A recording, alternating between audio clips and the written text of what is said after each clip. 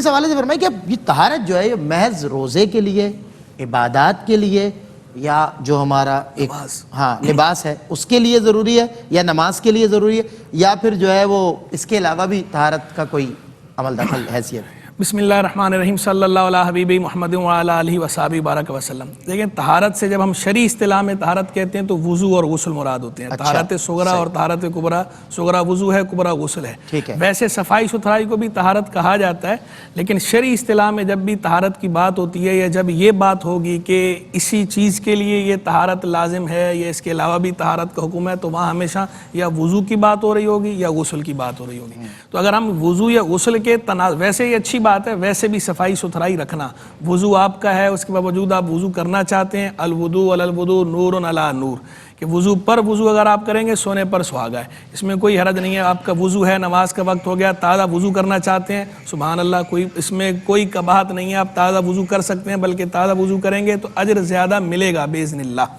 تو اچھی بات ہے یہ۔ اور ایسی اگر آپ صفائی ستھرائی کے لیے صرف جو ہے وہ غسل کر رہے ہیں، یعنی غسل نظافت کہلاتا ہے یہ، کہ غسل طہارت نہیں، غسل نظافت کرنا چاہتے ہیں تو اس میں بھی حرج نہیں ہے، جبکہ جو ہے وہ بلا وجہ اسراف نہ کریں۔ تو اب رہ گئی یہ بات کہ نماز ہی کے لیے طہارت ضروری ہے یا نماز کے علاوہ اور بھی کسی چیز کے لیے طہارت ضروری ہے۔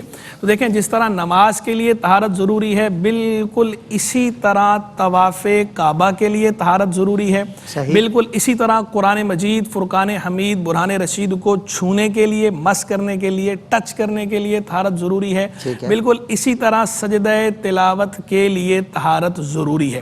اور نماز جنازہ کو الگ سے اس لیے بیان نہیں کر رہے کہ جب نماز کہہ دیا تو وہ جنازہ بھی نماز ہی ہوتا ہے، وہ بھی صلاۃ الجنازہ ہے۔ تو جیسے 5 وقتہ نماز کے لیے طہارت ضروری ہے، نوافل کے لیے طہارت ضروری ہے، تو نماز جنازہ کے لیے بھی، کہ وہ تو فرض کفایہ ہے، جب نوافل کے لیے بھی، نفل نماز کے لیے طہارت ضروری ہے، تو جو فرض کفایہ ہے اس کے لیے تو بدرجہ اولا وہی حکم ہونا ہے جو فرض کا حکم ہے، جو نفل کا حکم ہے۔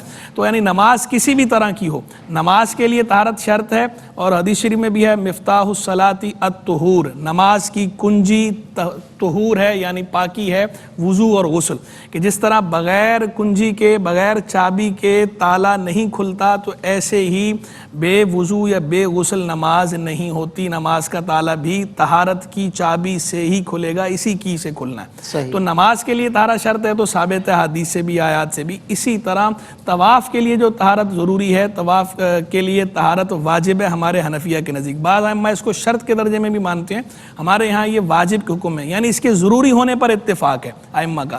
جو اختلاف ان کا ہے وہ شرط یا واجب ہونے میں، شرط ہونے یا نہ ہونے میں اختلاف ہے، وہ ایک الگ ٹیکنیکل بحث ہے، لیکن اس پر اتفاق ہے کہ یہ ضروری ہے، اس پر ائمہ کا اتفاق ہے۔ اور اس کے بارے میں بھی یہ حدیث موجود ہیں، جامع ترمذی کی روایت ہے، الطواف حول البیت مثل الصلاۃ الا انکم تتکلمون فیہ، کہ بیت اللہ کے گرد طواف کرنا یہ بھی نماز ہی کی طرح ہے، سوائے اس کے کہ تم اس میں بات کرتے ہو، یعنی نماز میں کلام کی اجازت نہیں ہے، طواف میں کلام کی اجازت ہے۔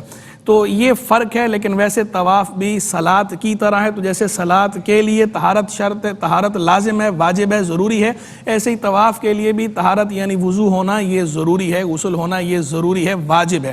اور ایک مرتبہ حجۃ الوداع کے موقع پر ایک خاتون کے شرعی ایام شروع ہو گئے، تو اس پر حضور جان عالم علیہ الصلوۃ والسلام نے ان کو ارشاد فرمایا، افعلی کما یفعل الحاج غیر اللہ تطوفی بالبیت حتی تطہری، کہ تم وہ سارے کام کرو جو کام حاجی کرتے ہیں، سوائے اس کے کہ بیت اللہ کا طواف نہ کرنا، یہاں تک کہ پاک ہو جاؤ۔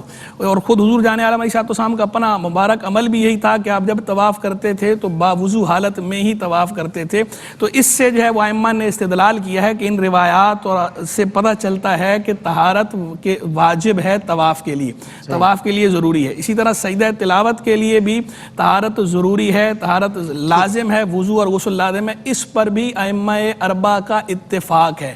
امام اعظم حنیفہ ہوں، امام مالک ہوں، امام شافعی ہوں، امام احمد بن حنبل ہوں، یہ سارے حضرات اس پر متفق ہیں کہ سجدہ تلاوت کے لیے بھی طہارت شرط ہے۔ اسی طرح قرآن مجید فرقان حمید کو چھونے کے لیے جو طہارت شرط ہے، قرآن مجید فرقان حمید کے اندر خود سورہ واقعہ میں لا یمسہ الا مطہرون، اسے نہ چھوئیں مگر باوضو لوگ۔